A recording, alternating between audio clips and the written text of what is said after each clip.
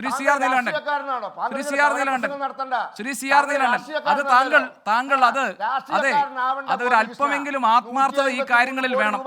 അത് അല്പമെങ്കിലും ആത്മാർത്ഥത ഈ കാര്യങ്ങളിൽ കാണിക്കണം. അപ്പോൾ മനസ്സിലാവും അത് കവലപ്രസംഗമാണോ അല്ലേന്ന്. Shri C R Neelakantan, Shri C R Neelakantan, കേന്ദ്ര സർക്കാരിന്റെ രാഷ്ട്രീയ താല്പര്യമാണോ ഇവിടെ നമ്മൾ കാണുന്നത്? പ്രിയങ്ക ഗാന്ധി പറഞ്ഞതുപോലെ ഇതെല്ലാം രാഷ്ട്രീയത്തിന് ഉപരിയായി കാണേണ്ട വിഷയങ്ങളാണ്. രാഷ്ട്രീയമാണോ കേന്ദ്രം ഇവിടെ കളിക്കുന്നത്?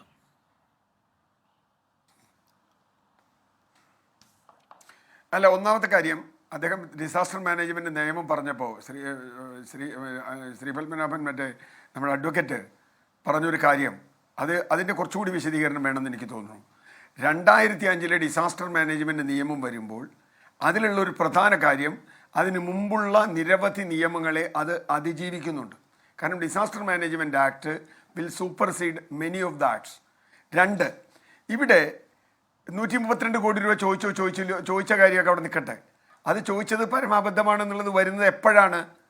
നേരത്തെ പറഞ്ഞതുപോലെ ഈ പ്രധാനമന്ത്രി വന്ന് കണ്ടുപോയിട്ടും ഈ കേന്ദ്ര സംഘം വന്നു പോയിട്ടും ഒരു ദുരന്തമുണ്ടായാൽ അവിടുന്ന് എടുത്തോ ഇവിടുന്ന് എടുത്തോ എന്നല്ല, പാക്കേജ് പ്രഖ്യാപിക്കുന്നത് എല്ലാ സംസ്ഥാനങ്ങളുടെയും രീതിയാണ്. ഇവിടുത്തെ മാത്രമല്ല, അപ്പം ഇതിനു മുമ്പ് പ്രഖ്യാപിച്ചിട്ടില്ലേ?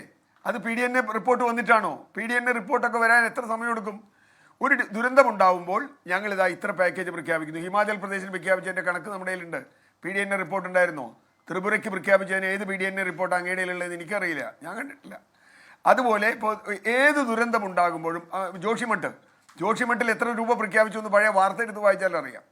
ജോഷിമട്ടിൽ PDNA റിപ്പോർട്ട് കിട്ടിയിട്ടാണോ കേന്ദ്രം പൈസ കൊടുത്തത്? അല്ല. അതിന് കാരണം അവിടെയാണ് ഗോപീഷൻ ചോദിച്ചതിൻ്റെ ചോദ്യം. നമുക്ക് നസ്രത്തിൽ നിന്ന് നന്മ പ്രതീക്ഷിക്കേണ്ടതില്ല എന്ന ബൈബിൾ വചനം വളരെ കൃത്യമാണ്. ഇവരെ സംബന്ധിച്ചിടത്തോളം ഇവർക്ക് വളരെ കൃത്യമായ രാഷ്ട്രീയമുണ്ട്. അതുകൊണ്ടാണ് 2 വാർഡിലേ ഉണ്ടായുള്ളൂ എന്നൊക്കെ, 2 വാർഡിലെ 3 വാർഡിലേ ഉണ്ടായുള്ളൂ എന്നൊരു കേന്ദ്രമന്ത്രി ഇവിടെ വന്ന് പറഞ്ഞത്. അത് പറഞ്ഞതല്ല എന്ന് ശ്രീ പത്മനാഭൻ പറയുമെന്ന് എനിക്കറിയില്ല. 3 വാർഡിലേ ഇത് ഉണ്ടായിട്ടുള്ളൂ. അവർ ചെറിയ പ്രശ്നമാണ് ഇവിടെ ഉള്ളത്, അവിടെയൊക്കെ ഉണ്ടായത് വലിയ കാര്യമാണ് എന്നാണ്. 500 മനുഷ്യജീവനാണ് ഇവിടെ പോയത്. കേരളത്തിലാണ് കഴിഞ്ഞ ഈ 2023 പാർലമെൻറ്റിൽ മറുപടി കൊടുത്തത്, ഉരുൾപൊട്ടൽ പോലെയുള്ള പ്രകൃതി ദുരന്തങ്ങളിൽ ഏറ്റവും കൂടുതൽ ആളുകൾ കൊല്ലപ്പെട്ടത് കേരളത്തിലാണെന്ന്. അതിനുശേഷമാണ് വയനാട് ഉണ്ടാകുന്നത്. അപ്പോൾ ഇതൊക്കെ നമുക്ക് അറിയാണ്ടല്ല. അപ്പോൾ തീർച്ചയായിട്ടും SDRF നിന്ന് എടുത്തോളൂ, അല്ലെങ്കിൽ വേറെ എവിടെന്നെങ്കിലും എടുത്തോളൂ എന്നല്ല പറയേണ്ടത്.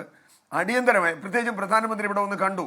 പ്രധാനമന്ത്രി വന്ന് കണ്ടു കഴിഞ്ഞപ്പോൾ സാമാന്യം നമ്മൾ പ്രതീക്ഷിച്ചത് ഡിസാസ്റ്ററിന് പ്രൈം മിനിസ്റ്റർ റിലീഫ് ഫണ്ടിൽ നിന്നോ വേറെ ഏതെങ്കിലും ഫണ്ടിൽ നിന്നോ, ഒരുപാട് പലതരം ഫണ്ടുകളുണ്ട്, അതിൽ നിന്ന് ഒരു തുക കേരളത്തിന് പ്രഖ്യാപിക്കുമെന്നാണ്. പിന്നെ കേരള സർക്കാർ ചെയ്തത് ശരിയോ തെറ്റോ എന്നുള്ളതൊക്കെ വേറെ ചർച്ച ചെയ്യേണ്ട കാര്യമാണ്. കേന്ദ്രം എന്തു ചെയ്തു എന്നതാണ് ഇപ്പോൾ ചോദ്യം. അതൊരു പൈസ കൊടുത്തതിന് ശേഷമാണ് നിങ്ങൾ ഈ പറയുന്ന നിയമത്തിൻ്റെ 3ാമത്തെ വകുപ്പുണ്ട് എന്നൊക്കെ പറഞ്ഞു വരുന്നത് ഉണ്ടെങ്കിൽ മനസ്സിലാക്കാം. ഇത് നേരത്തെ ജിൻഡോ ചോദിച്ചൊരു കാര്യമുണ്ട്. വയനാട്ടിലെ ജനങ്ങൾക്ക് ദുരിതാശ്വാസം ചെയ്യാൻ എത്ര പൈസ, എന്ത് പാക്കേജ് ഈ കേന്ദ്രത്തിൻ്റെ കയ്യിലുണ്ട്? ഒരു പാക്കേജും ഇല്ല. ഇപ്പോൾ പറയുന്നത് 585 പേജ് പഠിക്കാമെന്ന്. അദ്ദേഹം ആരോടായി പറയുന്നത്? 585 പേജിലുള്ള ഒരു ഡോക്യുമെൻ്റ് പഠിക്കാൻ 2 ദിവസം മതി ഒരു കേന്ദ്ര സർക്കാരിന്. അവിടെ നല്ല വിവരമുള്ള ഉദ്യോഗസ്ഥന്മാരായിരിക്കണേ. ഇത് കിട്ടിയാൽ ആദ്യം പറഞ്ഞു നവംബർ 11 കണക്ക് കൊടുത്തിട്ടുള്ളൂ. നവംബർ 11 കഴിഞ്ഞിട്ട് ഇപ്പോൾ ഇന്ന് ഡിസംബർ 14 അപ്പോൾ എന്തേ 1 മാസമായിട്ട് ഇതൊന്നും പഠിച്ചില്ലേ? പ്രശ്നം അതൊന്നുമല്ല. പ്രശ്നം വളരെ വളരെ ലളിതമാണ്. കേരളത്തിലെ വയനാടിന് അങ്ങനെ ഒരു പാക്കേജ് പ്രഖ്യാപിക്കേണ്ട കാര്യമില്ല എന്ന് കേന്ദ്രം തീരുമാനിച്ചിരിക്കുന്നു. അതിന് പറയാനുള്ള ന്യായങ്ങളാണ് ഈ തപ്പിക്കൊണ്ടിരിക്കുന്നത്. ഇവിടെ അങ്ങോട്ടും ഇങ്ങോട്ടും വാചകം അടിച്ചിട്ടൊന്നും ഒരു കാര്യമില്ല. ഇതൊരു പൊളിറ്റിക്കൽ ഡിസിഷനാണ്. പ്രിയങ്ക ഗാന്ധി പറഞ്ഞതിൽ രാഷ്ട്രീയം കാണണ്ടെന്നാണ്. ഞാൻ യോജിക്കുന്നു. ഒരു ദുരന്തം വരുമ്പോൾ രാഷ്ട്രീയം നമ്മൾ കാണാറില്ല. പക്ഷേ ഇവിടെ രാഷ്ട്രീയം കാണുന്നു എന്നുള്ളതാണ്.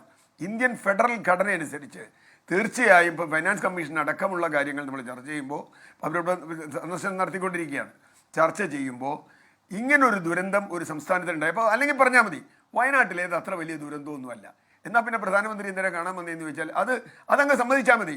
വയനാട് ഒരു ചെറിയ ദുരന്തം ഉണ്ടായി, നിങ്ങൾ കയ്യിൽ നിന്ന് കാശെടുത്ത് ചെയ്യ്, ഞങ്ങൾ കണക്കൊക്കെ നോക്കിയിട്ട് എപ്പോഴെങ്കിലും തരാം, ആദ്യം ആ ഹെലികോപ്റ്റർ വിട്ടതിൻ്റെ പൈസ ഇങ്ങോട്ട് തന്നേക്ക് എന്ന് പറയുന്ന ഇത് വയനാട്ടിൽ വലിയ ദുരന്തമുണ്ടായില്ല അല്ല ശ്രീ CR നീലകണ്ഠൻ, ഇതിൽ മാത്രമല്ല വായ്പാ പരിധിയുടെ കാര്യത്തിൽ ഇപ്പോഴിത് 2020-21 സെസ് ഇനത്തിൽ നമുക്ക് പിന്നെ സർചാർജിലും ഒക്കെ ഉള്ള തുക അത് സംസ്ഥാനങ്ങളുമായി പങ്കുവെക്കണമെന്ന് ധനകാര്യ കമ്മീഷനോട് ആവശ്യപ്പെട്ട കാര്യങ്ങളിൽ ഇതടക്കം കേരളത്തിന്റെ ധനവിഷയവുമായി ബന്ധപ്പെട്ട് കേന്ദ്രത്തിനോട് നിരന്തരം നടത്തുന്ന അഭ്യർത്ഥനകളും ഇടപെടലുകളും ഒന്നും തന്നെ പരിഗണിക്കപ്പെട്ടിട്ടില്ല. ഏറ്റവും ഒടുവിൽ ഈ ധനകാര്യ കമ്മീഷന് മുൻപാകെ നമ്മൾ അവതരിപ്പിച്ച ആവശ്യപ്പെട്ട കാര്യങ്ങൾ അതും പരിഗണിച്ചിട്ടില്ല. അപ്പൊ വ്യക്തമായ രാഷ്ട്രീയ താല്പര്യത്തോടുകൂടി പെരുമാറുന്നതെന്ന് നമ്മൾ സംശയിക്കേണ്ടി വരും. അതാ ഞാനത് സൂചിപ്പിച്ച ഗോപീഷ്ണൻ വളരെ കൃത്യമായും വയനാട്ടിൽ ഒരു വലിയ ദുരന്തമുണ്ടായി. ജോഷിമഠിലെ ദുരന്തവും വയനാട്ടിലെ ദുരന്തവും ഒരുപോലെയാണെന്ന് BJP കാണുന്നുണ്ടോ? ഇല്ല. ഹിമാചൽ പ്രദേശിലെ ദുരന്തവും ത്രിപുരയിലെ ദുരന്തവും വയനാട്ടിലെ ദുരന്തവും ഒരുപോലെയാണെന്ന് കാണുന്നുണ്ടോ? ഇല്ല. വളരെ സിമ്പിളാണ്. അത് ഞങ്ങൾ അങ്ങനെ കാണുന്നില്ല. ഇത് അത്ര ഗൗരവമുള്ള കാര്യമല്ല. എപ്പോഴെങ്കിലും പൈസ എന്തെങ്കിലും ഉണ്ടെങ്കിൽ അപ്പം കണക്ക് നോക്കി കൊടുക്കാം. നിങ്ങൾ രേഖതാ, കണക്ക് PDN റിപ്പോർട്ട് ഇതാ ഇത് പറയുന്ന അത് ആ കാര്യങ്ങൾ ശ്രീ പത്മനാഭൻ സമ്മതിച്ചാൽ മതി. വയനാട്ടിൽ അത്ര വലിയ ദുരന്തമൊന്നും ഉണ്ടായിട്ടില്ല.